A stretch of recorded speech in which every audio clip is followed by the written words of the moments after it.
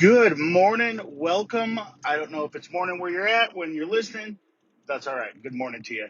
It is True American Dad, and I want to welcome you to the first episode of the True American Podcast.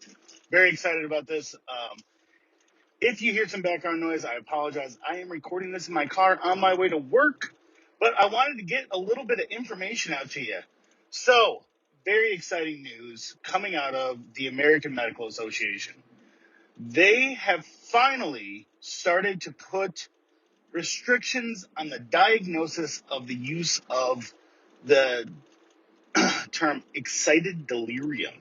So, this comes along with all of the uh, push for major police reform and everything else. Well, excited delirium is something that is used. It is worded that way.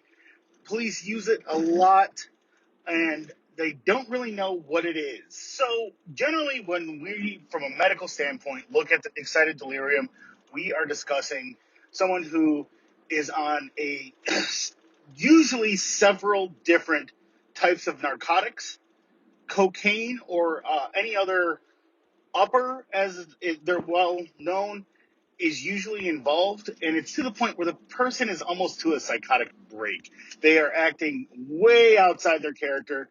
They, a lot of times, aren't making any sense when they talk.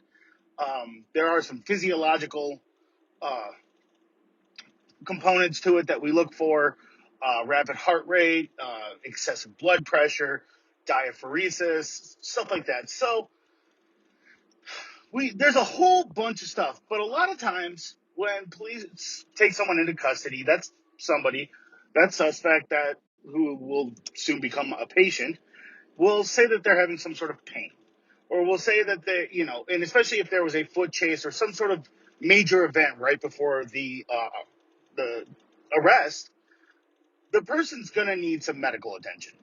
That's not they're just going to come to us because, no, they're going to need some fucking medical attention. And I really wish people would quit pushing this. Incarceritis is a big one that's used and stuff like that.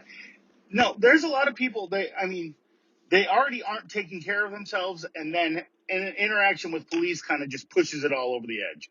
So, police will come in and say that and especially when they're taken in, they're generally, they're upset. They're upset that they're being arrested. Understandable.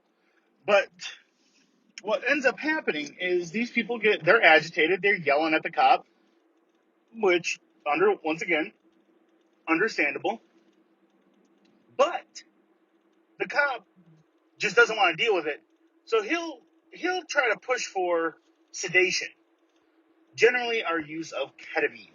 Now, I love ketamine. I use ketamine out in the field a lot for intubation, stuff like that.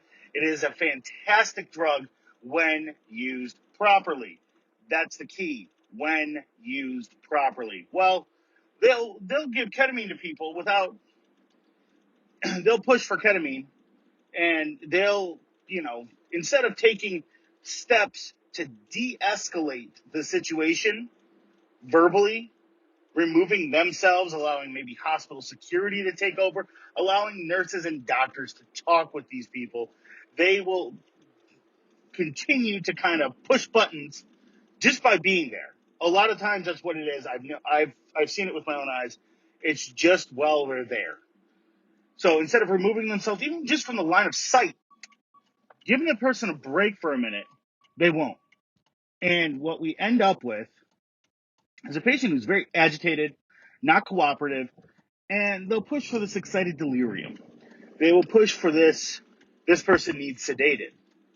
Well, what ends up happening is we end up administering ketamine to sedate a patient, generally after they've had a massive outburst usually within the ER or on scene towards us, where now our lives are now in danger, because that's the number one key with all first responders and with hospital staff, healthcare workers everywhere.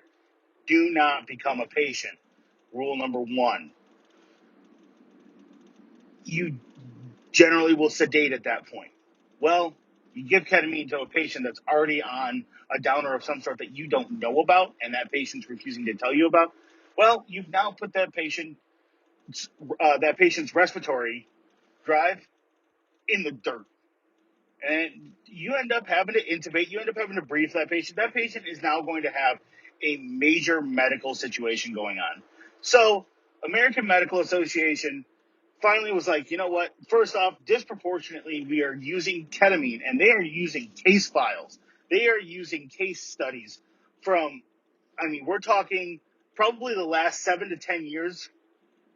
It did not say in their publication today about it, but what it did say was that it is disproportionately labeled, the diagnosis excited delirium, disproportionately placed on people of black and brown color, is what they've stated. So this is amazing news for the black community, for marginalized and minority communities here in America. This is huge. This means the medical field is taking a stand, and that is exactly what needs to be happening, and kind of putting the responsibility of learning how to de-escalate prior to getting to the ER or prior to EMS getting there, learning how to de-escalate, or saying, you know what, that's not something I'm trained to do.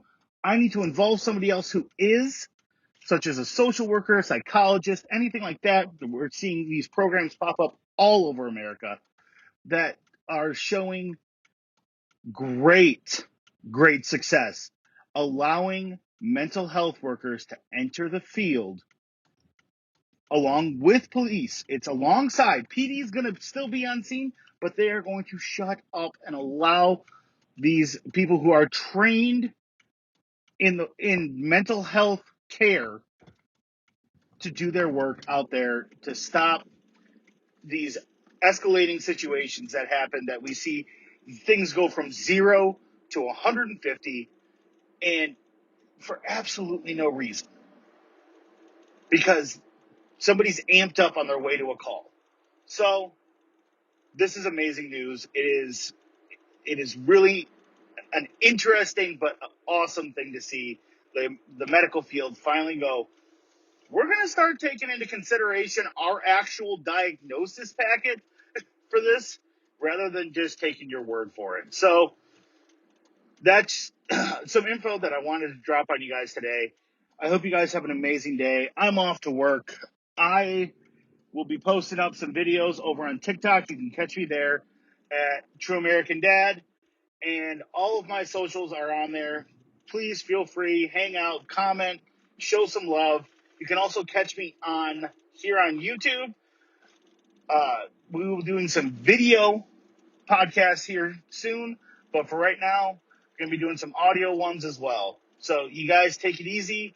Thank you so much for tuning in, and we'll catch you next time.